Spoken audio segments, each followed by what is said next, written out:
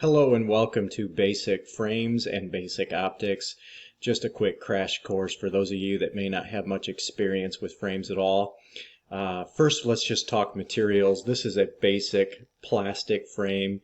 A lot of people call it plastic. Some people call it Zyl. Other people call it an acetate. At the low end of the spectrum, there are injection molded frames. At the high end of the spectrum, there are handmade Zyls. That are actually cut out of a sheet of Zyl. Those are a little more adjustable than other frames. We also have metal frames, which are comprised of several different materials.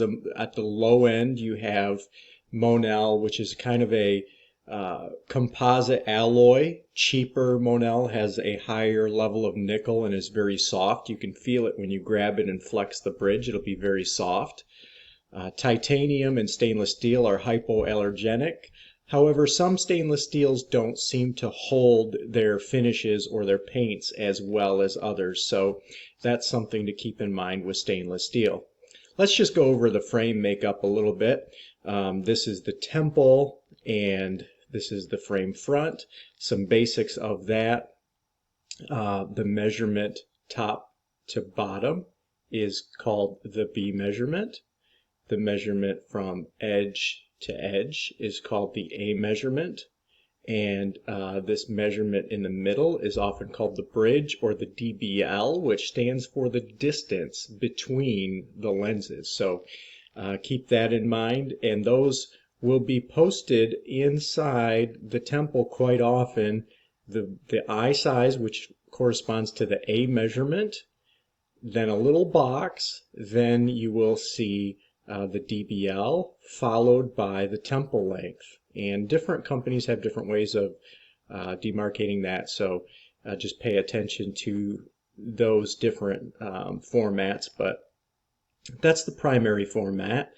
And the measurement from corner to corner is often called the ED, or a box measurement, and that's used most often when determining what size blank that the optician will use or the lab will use to cut out a lens. They'll need that ED for that.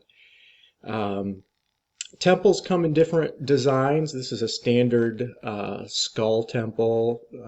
Has some different names in the marketplace. The kind that comes down and wraps around the ear, that's called a cable temple most often.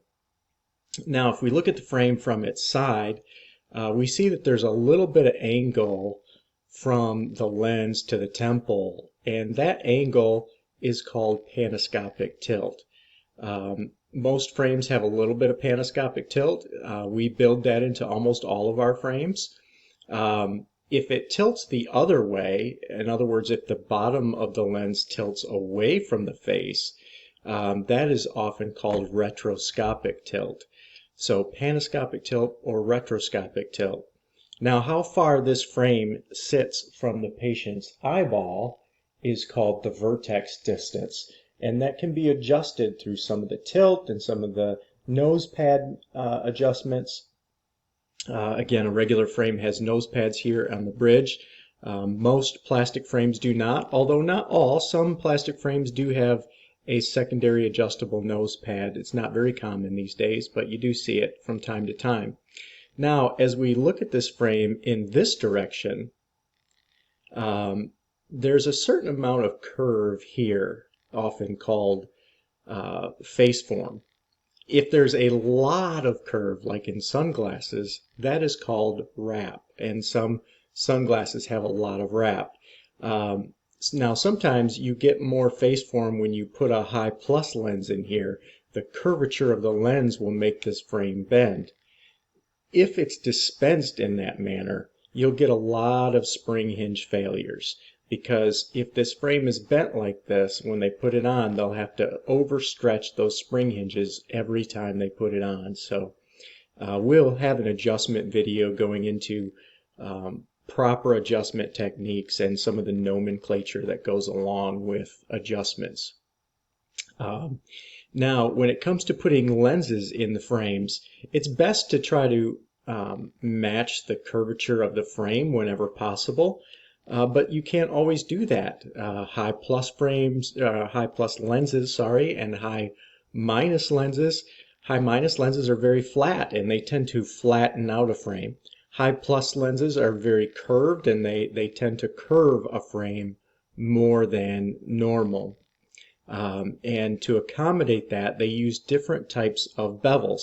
Inside this frame, if we pop these lenses out, the inside is called the bevel.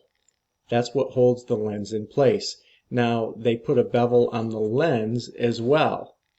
And there are different types of bevels. There are shelf bevels, hide bevels. Different bevels hold the lenses into the frame in different ways. And I'll just snap these back in. While we're talking about it, the way you snap a lens in is I start with the nasal corner at the top, the temple corner at the top, then the temple bottom, and then the nasal bottom, and it snaps right in.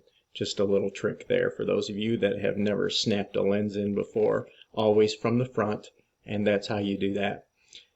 As we're talking about different types of lenses, we now have some polarized lenses available for our sunwear. What is a polarized lens? What is this thing that it does? Well, when I first start describing it to a patient, I usually have them go outside and look at some glare that's bouncing off of a flat surface.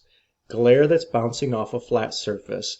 A polarized lens filters out that particular type of glare. It's filtering out particular light waves that are traveling a particular direction. It lets all of the other light waves pass through that are passing in another direction, but everything that's bouncing off a surface, it's going to filter that out.